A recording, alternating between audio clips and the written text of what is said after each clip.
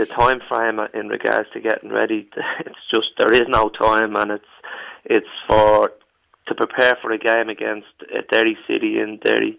You would need to be preparing like everybody else in 2 months in advance, but we don't have that time. But we're going to try our best to do the best we can in the preparation this week. Just delighted to be here. It's a club that I've always respected and liked coming to, and even in my days when I played for Derry City, Cork City was a wonderful place to come to, and my enjoyment last year with the club, although it was difficult times, the players and the people I really did enjoy, and I'm delighted to be here. Yeah, given what's gone on with Cork football recently, Tommy, many people wouldn't have been too keen on coming down here and getting involved.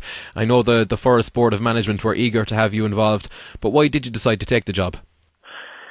Well, for that reason, exactly. I always felt that if I left Cork now, it would have been maybe too soon, because it is, with all the difficulties, it is going to be a tough station, and it's going to be a tough job.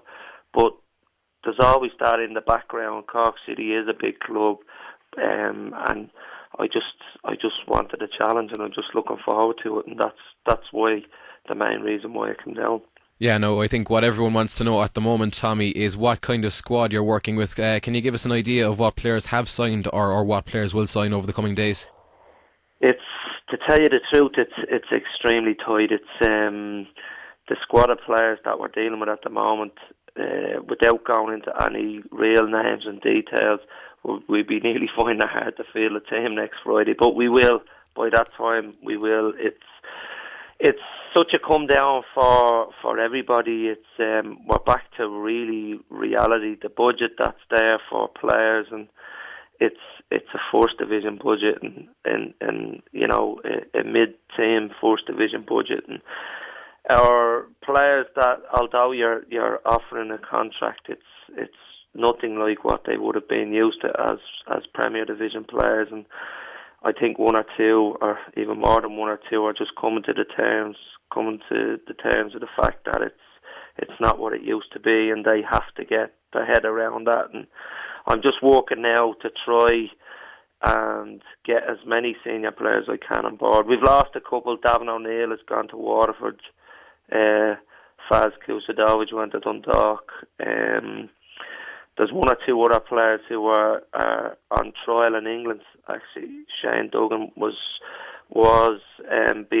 being tapped or being approached by a couple of League Two clubs. So it's a real battle to keep the squad members there. But we're working hard, and we're trying to persuade them that there's a bright future for this club now, and it's come out of that dark place that it was in. And although it's the bottom level at the moment, it will progress and it will get better, and we've got to try paint that picture for them. Yeah, I'm sure one player who the fans will want to know about, Tommy, is George O'Callaghan. He had been appointed captain by Roddy Collins under the previous regime. George told us during the week that he would like to be involved this season if the offer was good enough. And Tommy, can you tell us if George is keen to sign up? I'm at the moment. I'm just talking to George at the minute.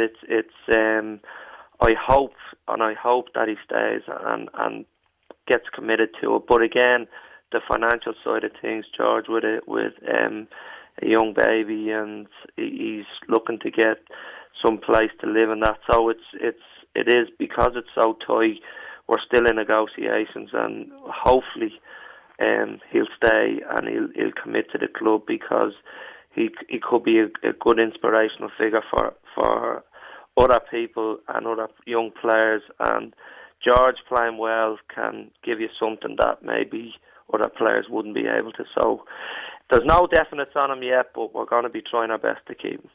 Yeah, and you'll need to put together a backroom staff as well, obviously, Tommy. Have you had the chance yet to appoint an assistant manager?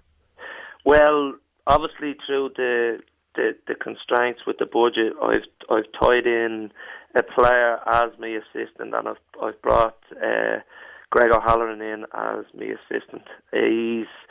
He offers a wealth of experience both in the league, and he did play in England and that, and I think he'd be a vital part for for this club in the near future, as in getting the stability right and being able to give information and give experience and different things to younger players. So I decided to go with Greg on that, and he's been a man that's been around the club on numerous occasions, and he's an individual that is well involved in the Munster Senior League as well with Crosshaven. So he'll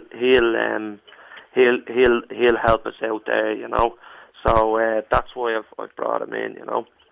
Yeah, no, you've got a friendly against Crosshaven tomorrow, Tommy. It's Derry then on Friday evening. You're obviously working under mainly a part-time setup. So what's the plan for the week in terms of training? Well, it's the way we're still sort of trying to set out times of what time we can train at, because most of the boys are not working, and so we might be able to train during the day.